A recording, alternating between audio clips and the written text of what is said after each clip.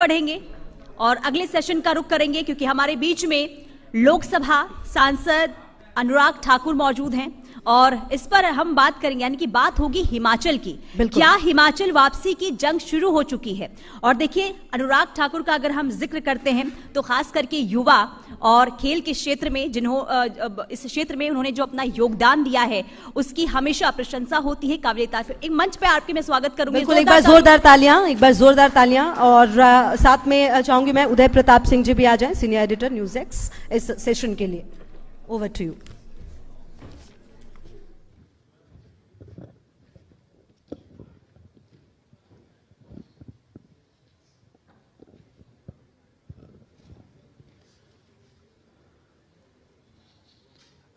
नमस्कार, आप सबका स्वागत है इस खास सेशन में। इंडिया न्यूज मंच देश का सबसे बड़ा राजनीतिक मंच सज चुका है दिल्ली में। हमारे लगातार सत्र जारी हैं दिन भर और अब अगले मेहमान जिनका परिचय ऑलरेडी हमारे सहयोगी करा चुके हैं, वो एक अहम प्रखर वक्ता हैं। इस वजह से हम उनको काफी तीखे सवाल भी पूछेंगे और अपने अंदाज में, बेबाक अंदाज में आप उनका जवाब तो देंगे ही, जैसे हम देख रहे हैं सदन के भीतर भी आप दे रहे हैं और बाहर भी आप देते हैं।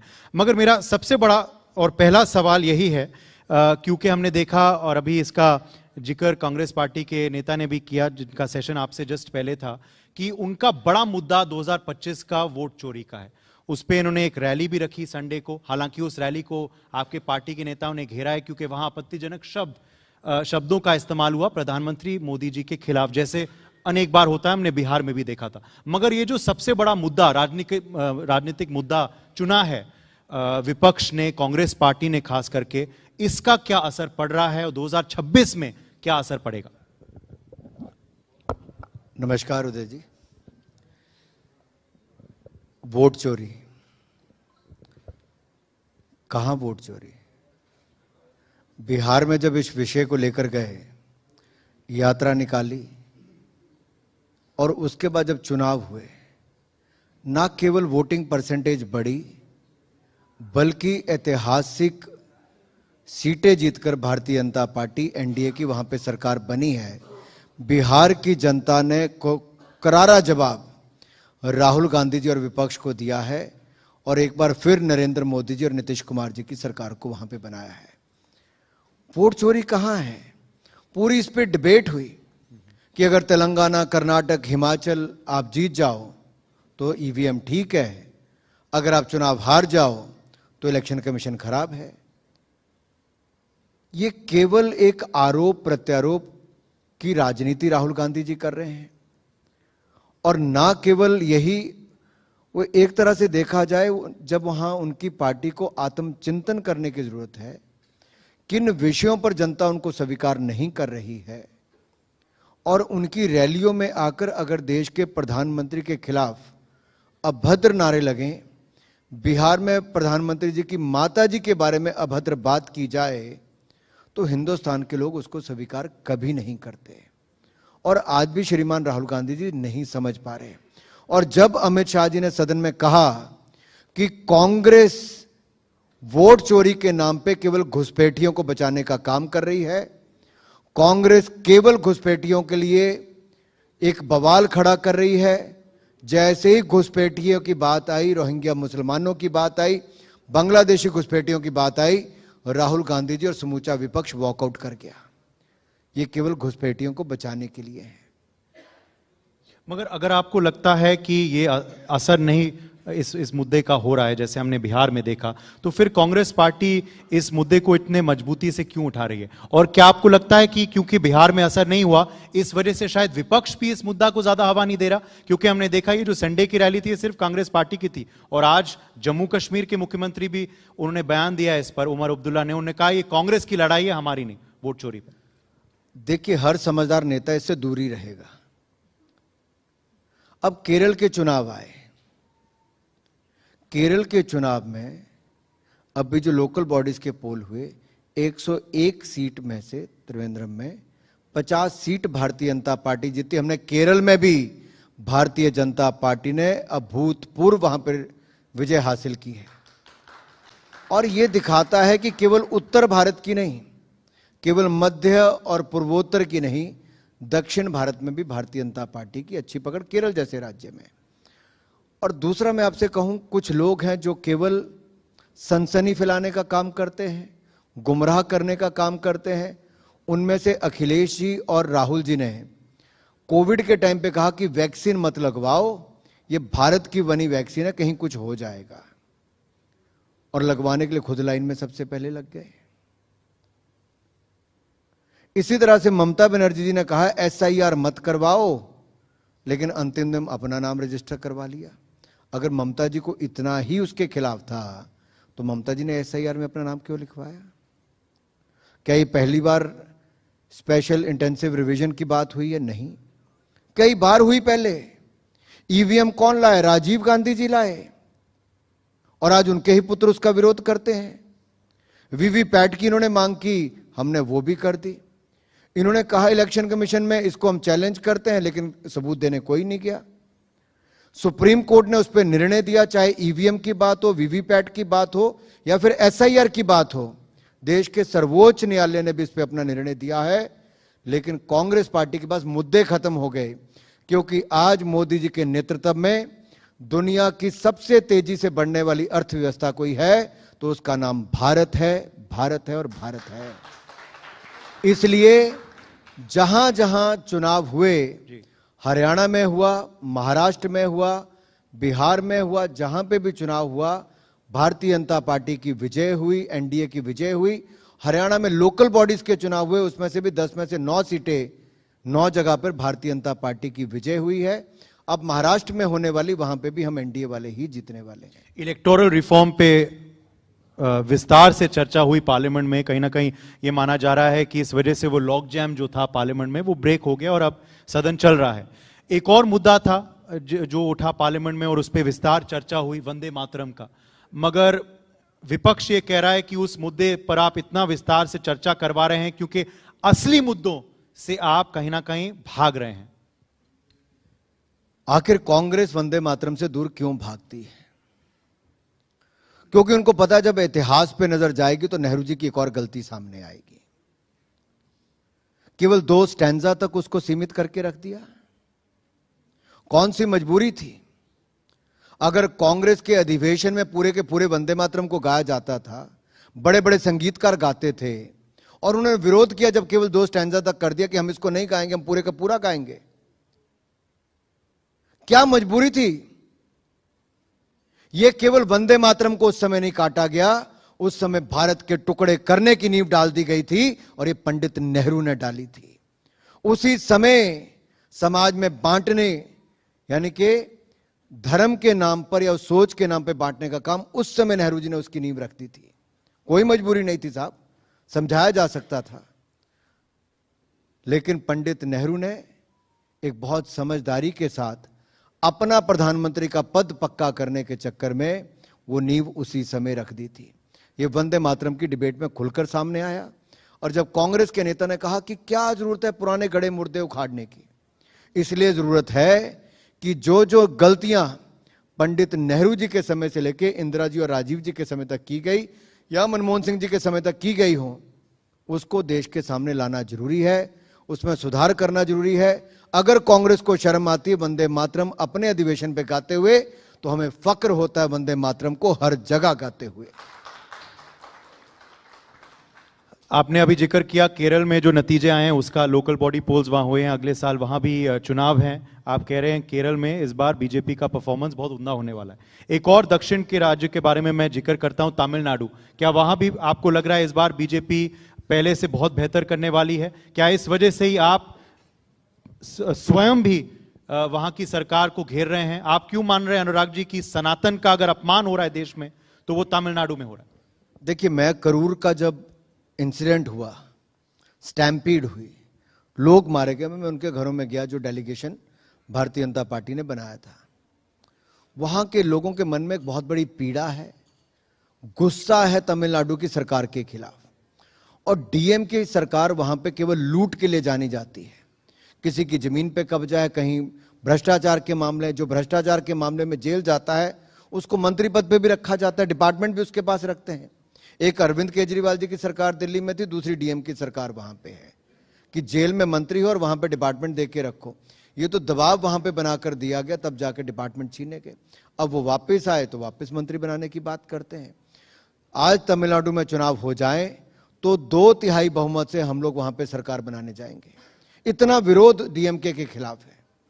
और जहां तक आपने सनातन विरोधी की बात कही, जब राम मंदिर के शिलान्यास की बात आई और जब प्रधानमंत्री जी अयोध्या गए या उद्घाटन की जब उस समय बात आई, तो अगर आप देखिए तो तमिलनाडु में परिस्थितियां क्या थी।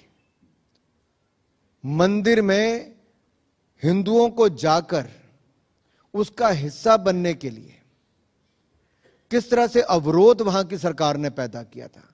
कोर्ट हमें जाना पड़ा, कोर्ट का ऑर्डर लेना पड़ा। और आज भी मद्रास हाई कोर्ट की मदुरई ब्रांच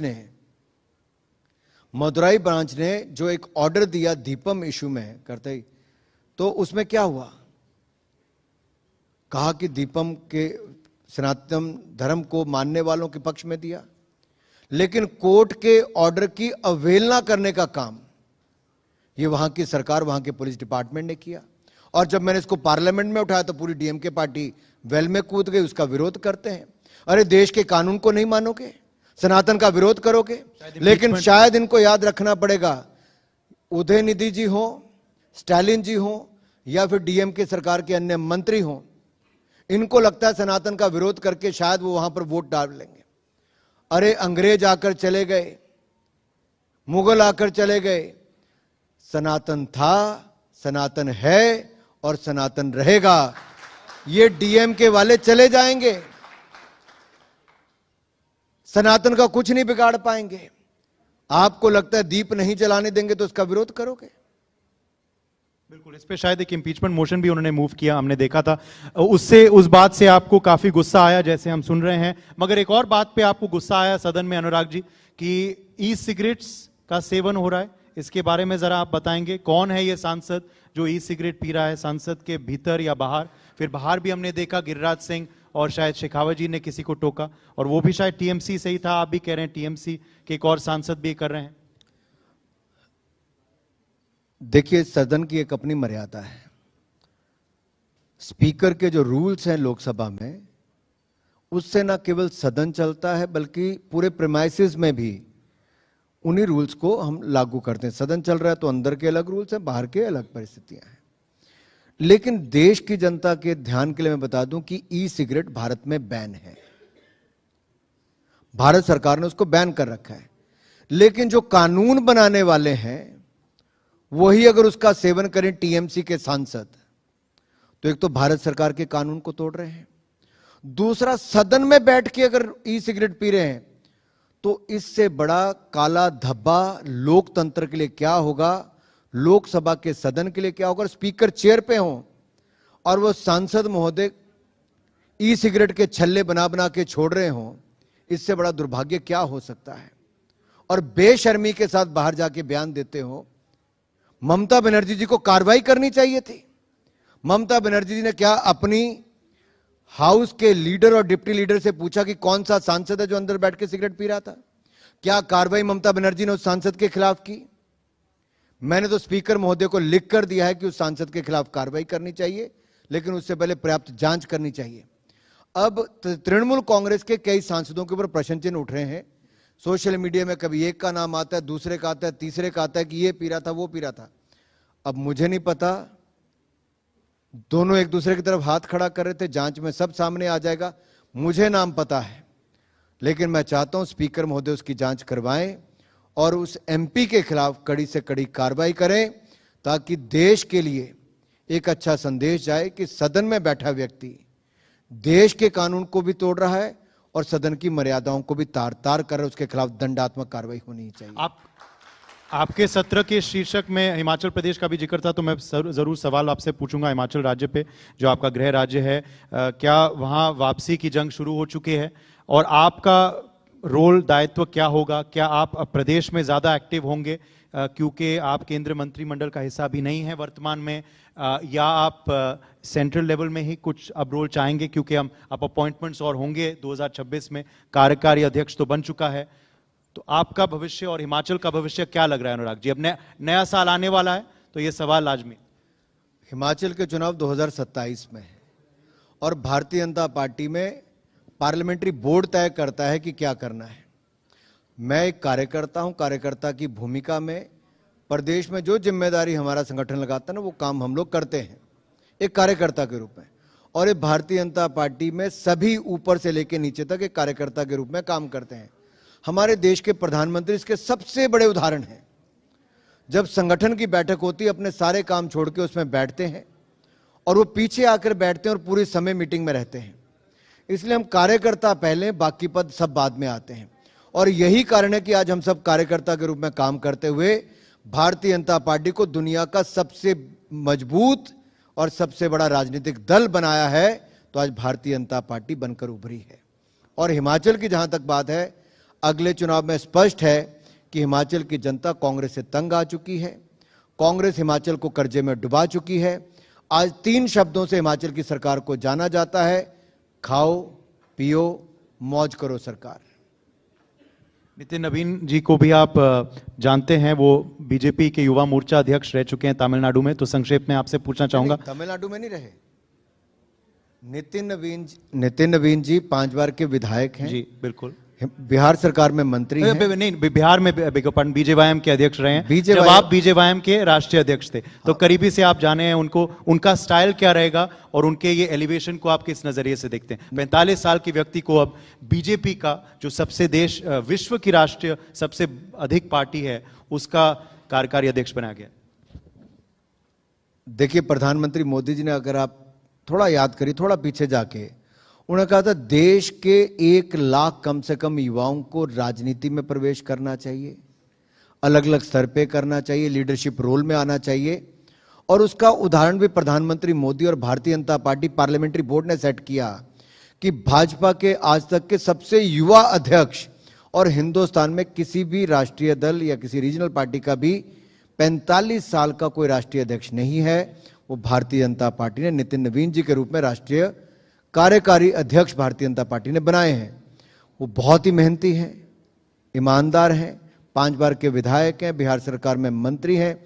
युवा मोर्चा से लेकर प्रभारी के रूप में जो उनकी भूमिकाएं रही, वो बहुत शानदार है। हमने इकट्ठे काम किया है और मुझे पूर्ण विश्वास है जिस सोच के साथ भारतीय जनता पार्टी ने उनको जिम्मेदारी दी है, वो भारतीय जनता पार्टी को नई ऊंचाइयों पर लेकर जाएंगे। एक और प्रधानमंत्री मोदी जी का कुशल नेतृत्व, यशस्वी प्रधानमंत्री हमारे पास है, लोकप्रिय प्रधानमंत्री हमारे पास है। तो दूसरी तरफ नितिन नवीन जैसा युवा नेता हमारे पास होगा। और मैं कहूंगा कि 2010 से 2013 जो मेरा पहला 3 साल का कार्यकाल था, उसमें मेरे साथ जब महामंत्री थे, तब हमने बहुत सारे आंदोलन भी किए, यात्राएं भी की, जेलें भी भुगती।